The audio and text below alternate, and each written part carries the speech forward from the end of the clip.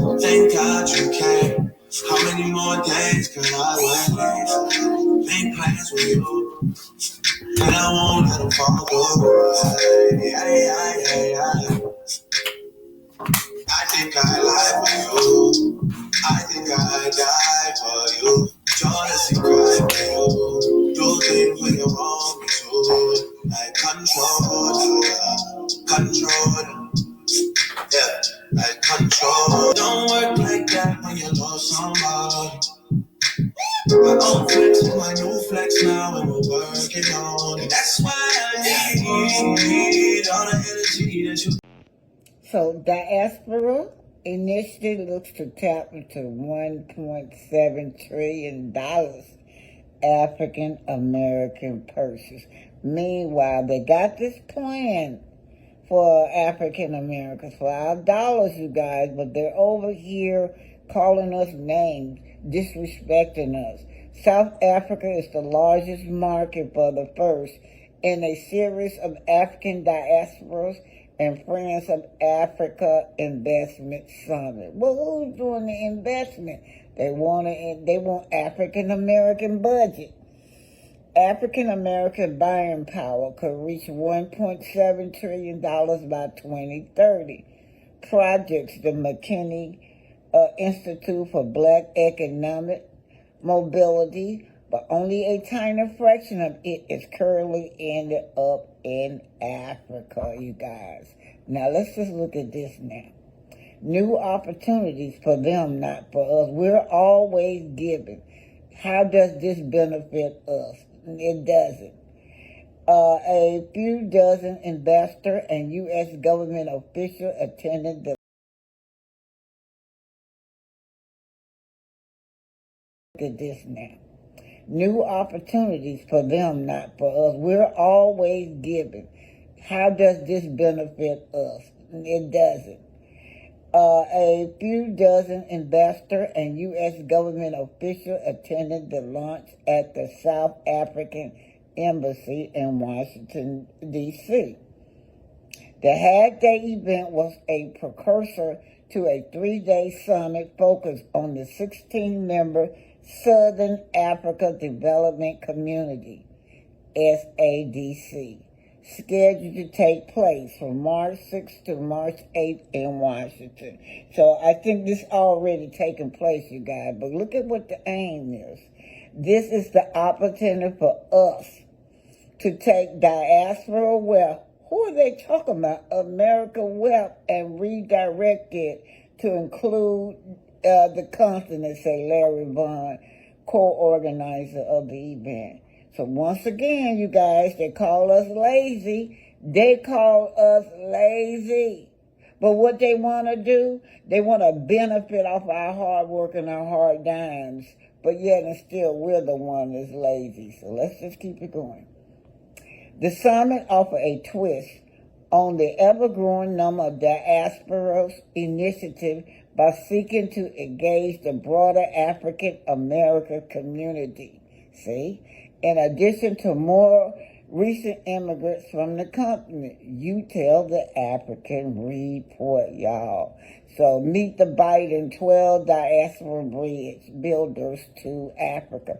So if you notice now, if you look at the politicians, all the politicians are usually not African Americans or FBAs, right? In 2012, the AU adopted the diaspora as the sixth region of Africa and described it as consisting of people of African origin living outside the continent, irrespective of their citizenship and nationality, and who are willing to contribute to the development of the continent and the building of the African Union. So they done made up their own little shit in 2012. What did they call it? The sixth region of Africa. But who's dime? Our dime. At a time when the U.S. is waking up the African demographic and resource potential from fretting about China's massive head start on the continent. The event organizer said African Americans have a unique opportunity to seize the moment. So seize the moment that you redirect our $1 trillion to you. It does not benefit us, ladies and gentlemen. But don't forget now, we're the lazy one. We're lazy. We're ignorant. They come over here and overdo us. So, Lord. So they got this old saying, the Africans, that Black Americans, African, or whatever these Africans want to say, that we are lazy. They said that their family members said, don't fool with them. They're all thugs. They're all robbers. But who robs who? They come over here and rob us of all our resources in that all the benefits that we fought for during the civil rights movement. They come over here and move to the top and steal everything. They steal it from you when they come over here and they get their free education. They're stealing from us when they come over here. They get all these benefits from food stamps and all that. But most of all, what they're trying to do now is redirect this America $1 trillion, right, to their country. I call them lazy. Because who more lazier than these teeters? As Tariq Nasheed will say, you fled. You're a bunch of flair because why you scary? You're a bunch of flair because why you too lazy to work and be productive in your own country, right? So you're not working. You got diamonds, you got gold, you got minerals, you got all these resources. Africa is the richest continent on the earth. Yet, guess what they do? They allow others. They allow the European come over there and swoop all the resources out of their land. Now they got the Chinese and the Korean, but what? They too lazy to build up on their land. They're lazy. That's why it's like that over there. Living in poverty, little kids with a big old belly, flies all over their face and stomach where they malnourished, they're hungry, yet they supposed to be the richest continent, but can't feed their own children. No running water, no lights. Don't tell me that it ain't still like that over there, especially in those villages. And you guys want to call fundamental Black America lazy. You want to call us ignorant. To me, that's the most ignorant thing anybody could do, to be 97% of the population and let less than 1% of someone else come over there and control y'all.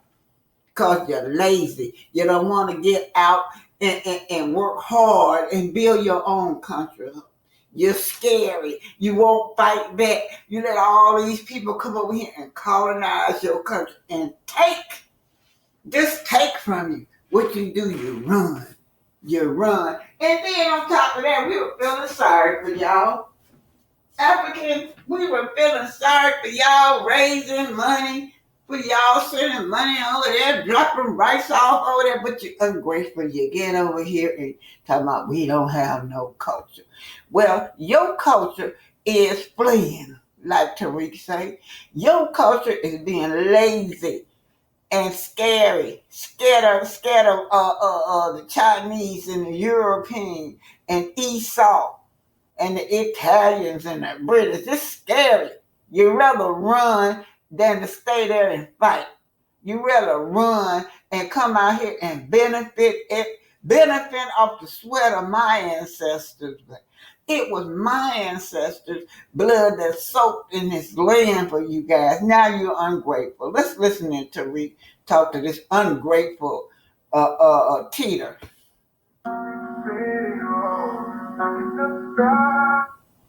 All right, come on, Tariq. Hey, what's up, Jay? What's up, man? How are you, Jay? Where you from? I hear an accent. Where you from? I'm in Denver. I know that. Where you from? I'm from Congo. There you go. I can hear it. I can hear it. All right, so what's on your mind besides Bush meeting? What's on your mind? I have issue with FBA. You got an issue with FBA? What's the issue? Yes. I think FBA, they think that they are everything. They think that everything black culture belongs to them. They think that everybody wanna be them, especially FBA women. They say that all the rest of women want to look like them. It's just a lie. Really? I don't know why FBA feels so entitled to everything. Because you're over here now. So yeah, you feel entitled to come over here to what we built. So yeah, that's kind of but no one person and no foundation of Black American allow me here. I came here because I came. Not because of really? How do you think those immigration laws were open for you to come here? You think it was white people wanted you over here? The people who signed the law were white people. So well, who made them? Who made them sign it? How can you make them do anything if they slave you in America? You cannot make them do anything. You don't think so? No, they control everything. You don't think we made these folks do things, sir? No, the only group that. So you think? Slow down, because listen. At one point, they had a zero immigration policy for African immigrants. They didn't want none of y'all over here. The only way y'all can get over here was student visas and stuff like that. But for the most part, they had like a zero immigration policy for y'all to come here. What makes you think? Why do you think they lifted that policy? I mean, because they wanted other immigrants. They wanted white immigrants, but they allow some black immigrants. What makes you okay? Slow down. Let's use logic here. Mm-hmm. The immigration laws got passed for 1965. This is the height, right in the middle of Jim Crow. What made you think they wanted African immigrants here? What do you mean?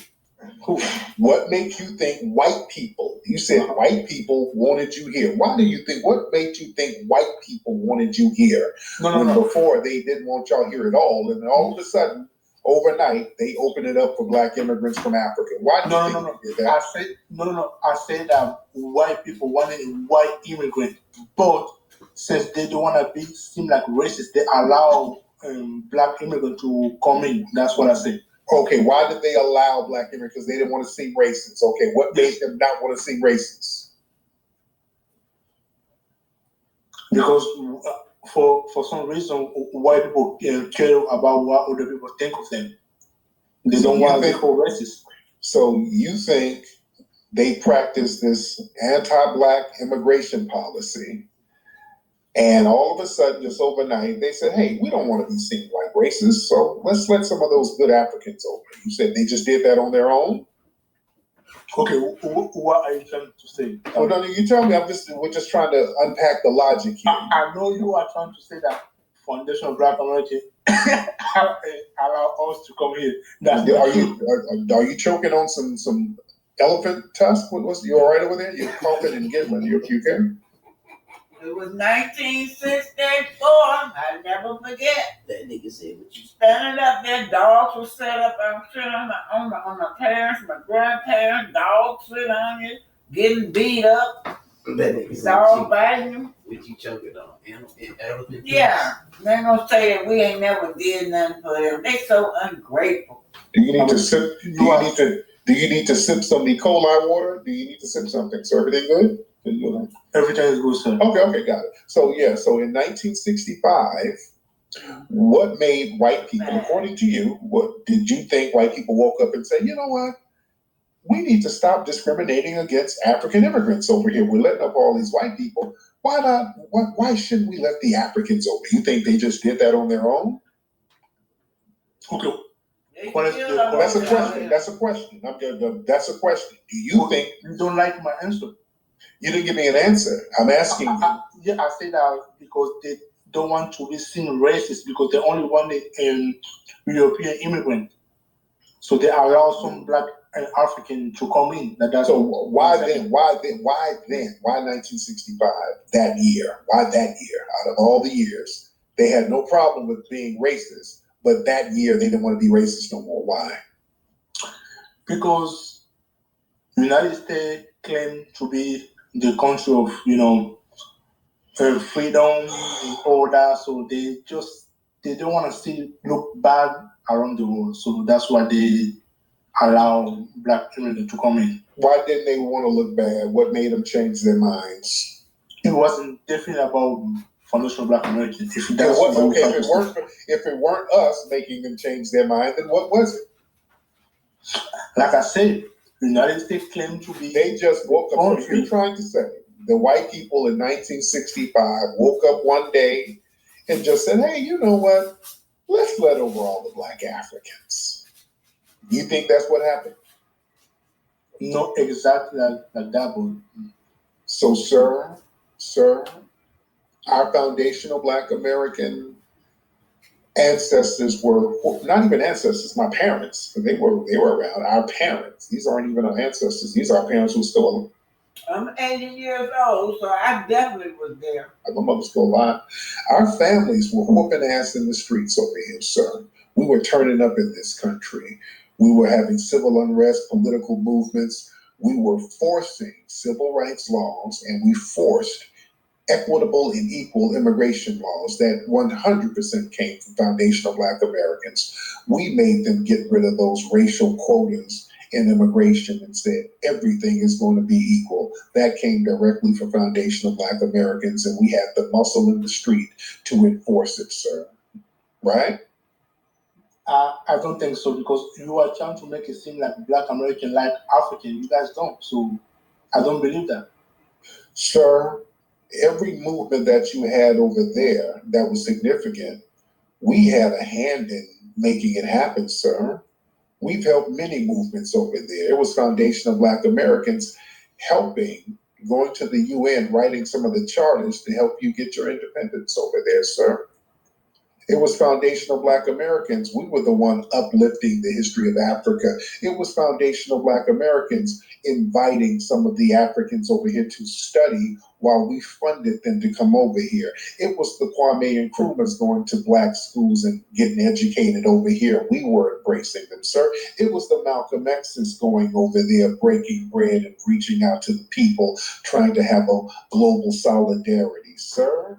Are you really going to fix your little goosey sipping mouth to disrespect our people, talking about we don't like y'all and we've been bending over backwards during the apartheid movement? We were risking our lives and our reputations to get apartheid off your back. It was our foundational black American lawyers and entertainers and other people stomping for you. It was our foundational black American entertainers using their talent to feed Ethiopia with We Are the World, Lionel Richie, Michael Jackson, all of these phenomenal people giving and donating their talent at the height of their career, looking out for y'all over there. And you're going to fix your lips to say, we don't care about you. It was the John Robinsons, people like that, building planes to fly over there to Ethiopia to help them get the Italians off their backs. It was foundational black Americans lining up in the streets around this country to fight fascism over there, sir. You're going to fix your lips to say we don't like Africa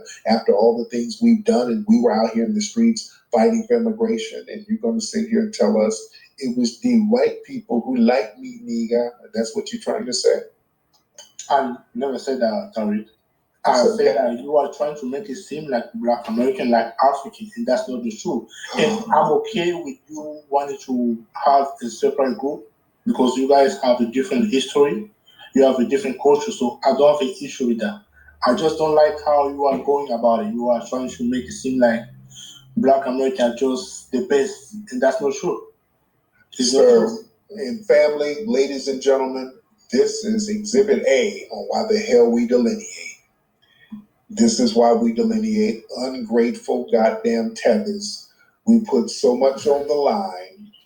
And these tethers come over here with this funky ass disposition. This is why when shit happens, don't call us. Go ahead and deal with white mommy, white daddy, since they like you so damn much. So when they start shipping you up out of here with these anti-immigration laws, why y'all looking at us all the time? Why y'all be looking at us like, help us, nigga? Why y'all looking at us if y'all if white mommy and white daddy loves you so much? Huh? Okay, when people call ICE, are those white American or black Americans? It's white people calling ICE, and it's white ICE agents getting your ass. But those are no foundational black American. That's what I'm saying. You don't have the power to do anything here. So he want us to stand in the power, to be the shield. Be a shield for them, y'all. Like ICE come and get us. We gonna stand in the middle of that. Deport anybody. That's what I'm saying. Yeah, we can stop it. We can influence it if we want to.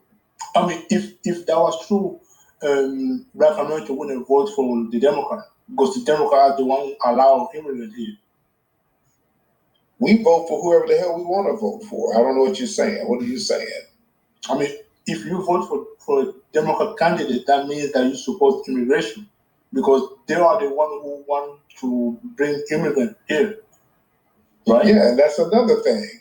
We were the ones putting the politicians in office to bring you here. Y'all coming over here eating off of our programs. DACA, the Dreamer program, that's from Dr. Martin Luther King.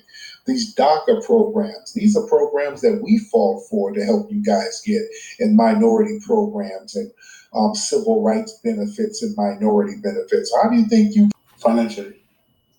Okay, no, and that's not what we're discussing. I asked you, your country right now is dealing with deep poverty and is right next to the Democratic Republic of Congo and is dealing with the issues that they're having, which is serious warfare. Why the hell are you worried about what foundational Black Americans think? Answer my question. I only care about my family member. So that's why your country is the damn way it is. And that's why we are better than you. Because you see, look, I'm telling you right now, shut up and listen. We think collectively. We aren't satisfied with just one of us do well, and that's it. We want all of us to do well. That's how we survived in a country where we are not the majority, and we have the majority, the people running the government, targeting us, and we've been able to survive. Not only have we been able to survive, we've been able to thrive. That's why the hell you are in our country, because you want to thrive like us. It's this selfish mindset of people like you, why your country cannot thrive the way we are thriving here in America, in spite of all of the challenges that we are facing. The challenges we are facing, we are trying to rectify those challenges that were not caused by us, that was caused by the government targeting us by telling this government they're going to pay us the reparations we are owed. First, we got ourselves out of slavery. Secondly, we ended Jim Crow, which was government-sanctioned discrimination against foundational Black Americans. And now we're getting reparations. Why the hell aren't y'all going there and telling France and telling Belgium that they owe y'all? Why are you in a foundational Black American space? I'm going to answer the question for us, because you know we are the best. You're jealous of us, because if you were not concerned about us and didn't want to be like us, and he's scary and lazy. Want everybody else to do the work for them, and then they benefit off the sweat of what you and your ancestors done achieved. You will be in the Congo right now getting your country straight. Tariq, I land there. Thank you. Thank you so much, brother. Yes. Can I answer? No. Sorry. Yeah, go ahead, Jay. I think it's funny that he said that. I mean, the thing that he's saying is not true. He make it seem like Black Americans, they all get along. Like, are you serious? Every single state or city that they have a Black mayor or a Black governor, things don't turn out good. So I don't know why he's saying. You can say that in my country.